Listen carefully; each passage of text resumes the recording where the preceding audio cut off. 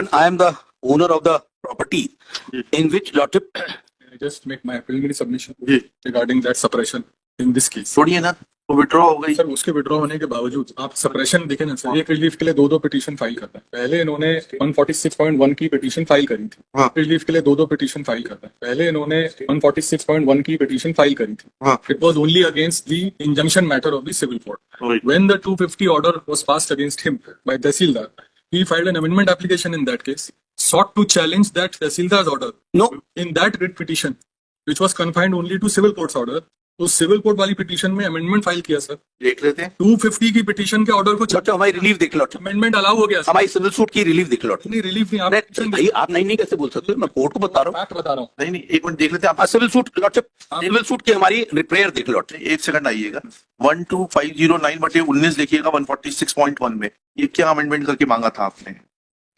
इसमें 250 का ऑर्डर है सर, P8 इनक्लोज किया गया और इसको चैलेंज किया, रिलीफ क्लॉज में इंट्रोड्यूस किया गया। ये ऑर्डर था 16/9/19 का। This was the final order pass by tahsildar under 250। He even included this in this civil court's petition. Lordship kindly see the proposed amendment. Amendment हमारा ये था, add as para Roman 3 in the relief clause that the order dated 16/9/19 passed by respondent to against the petition contained in Annex P8 may kindly be not given effect during pendency of the present petition and the petition be not dispossessed from suit. That is, I have not claimed a quashing of that order. क्योंकि civil suit pending थी, civil suit में order pass हो गया था। Therefore, what my submission was, समझा दीजिएगा कि 250 की कार्रवाई में सिविल सूट का क्या जुरिस्डिक्शन है, जब MPLRC में सब there is a specific bar how this application could have been filed before the civil court.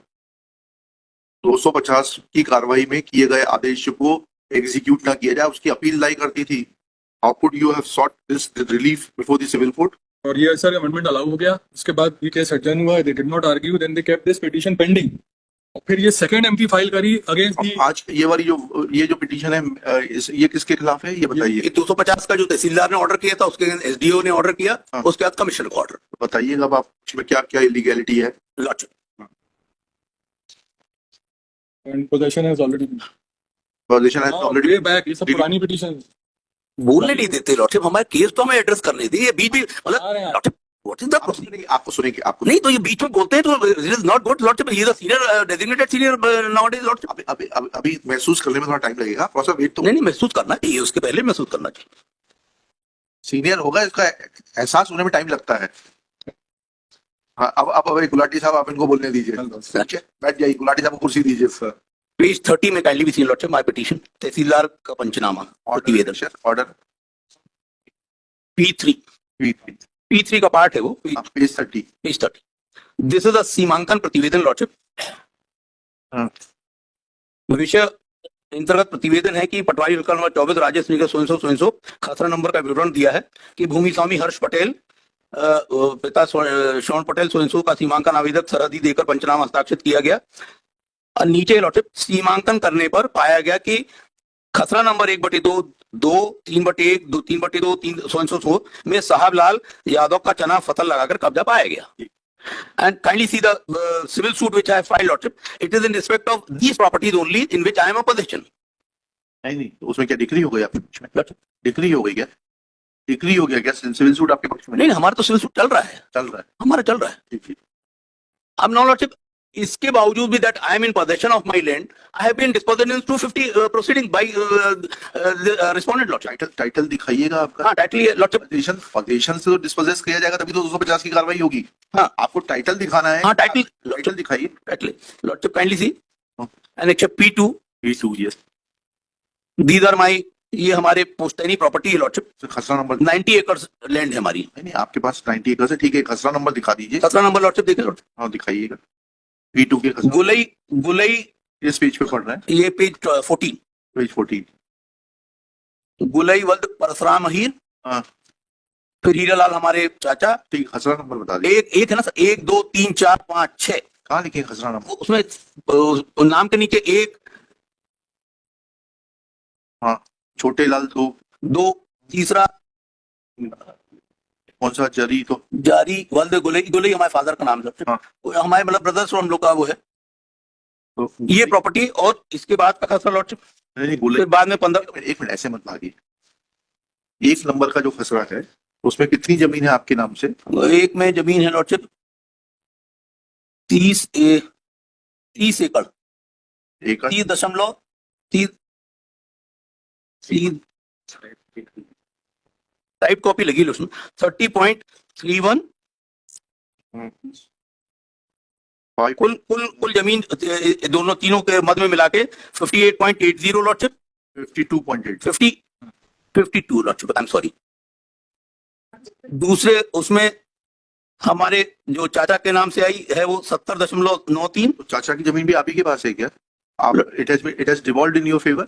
हाँ लॉर्डशिप, हम लोग का अभी भी हमारा पूरा फैमिली वहां पर पूरी है। तो चाचा लड़ेंगे ना। आप या तो ये बता दीजिए आप करता है ज्वाइंट एचयूएफ? नहीं, हम लॉर्डशिप हम फोर्थ हमारे ये अहीर गुलाब अहीर की भी डेथ हो गई है, हमारे ये चाचा लोग की भी डेथ हो गई है। बता दीजिए आपके नाम से कितना कितना म्यूट? नहीं, हमारे नाम का लॉर्डशिप वही तो बोल रहा हूँ, हमारे नाम की प्रोसीडिंग पेंडिंग है म्यूटेशन के, अभी तक उस पर कोई ऑर्डर नहीं हुआ। भाई एक एक करके चले। पहले ये इतना बताइए कि ये जो 3 खसरे हैं ये अलग अलग व्यक्तियों के नाम से हैं, ठीक है ना? जी, आपके नाम से है ये सब लॉर्डशिप उसमें वल्द देखेंगे, वल्द गुलाई अहीर। नहीं, वल्द सब में नहीं है। एक में महिलाल है, एक में अरे भाई हाँ मिहीलाल है, नीलाल है, गुलई अहीर है, और तीसरे में गुलई है। हेमराज वल्द वद्दूलाल है। हाँ वो कुछ और है। वी डोंट, आपको ये बताना पड़ेगा कि ये सब जो है किस तरीके से आपके पास आई जमीन, because only one person Sablal is contesting this case. Show me that how this land has devolved in favor of Sablal and how much land has devolved in favor of Sablal.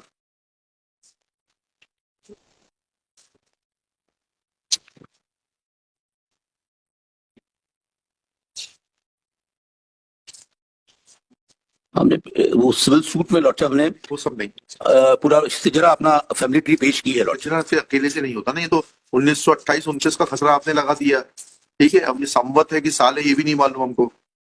1928-29 लिख दिया है इसमें खसरे में, पेज 14 के top पर जाइएगा, ठीक है? तो इस सबसे आपकी मदद नहीं होगी।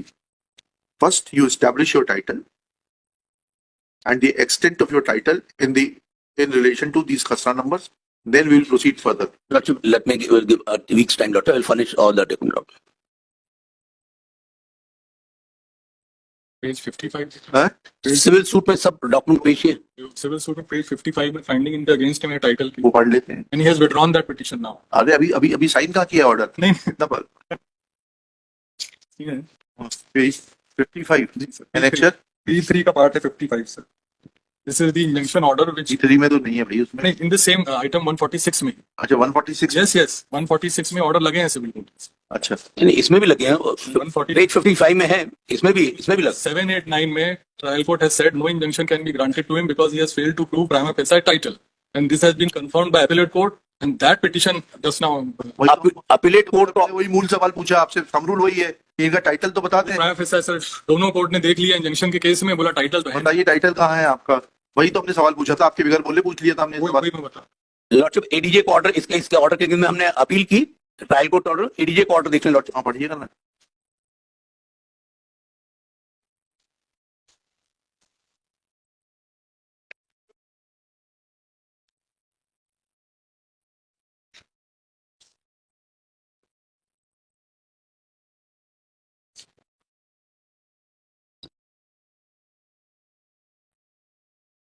डीजे ऑर्डर किस पेज पे देखना है? लॉर्डशिप पेज 63 के पैरा 17 से देखेंगे लॉर्डशिप। कनेक्शन P7 है क्या? नहीं सर, P3 पार्ट है, P3 का कौन सा? P3 में भी तो आपने लगा रखे कई सारे। पूरा रिकॉर्ड उसी में लगा है।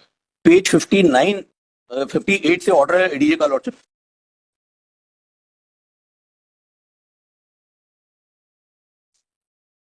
P7 है जो पुराने में P7 हाँ क्या कहा उन्होंने P7 में? Page sir. अपीलार्थी वादी के द्वारा वर्ष 1909-10 के गोलई अहीर के प्रविष्ट वाले राजस्व अवलोकन छायाप्रति प्रस्तुत करते हुए विवादित भूमि गोलई अहीर से प्राप्त होने का आवेदन करते हुए यह बात प्रस्तुत किया है।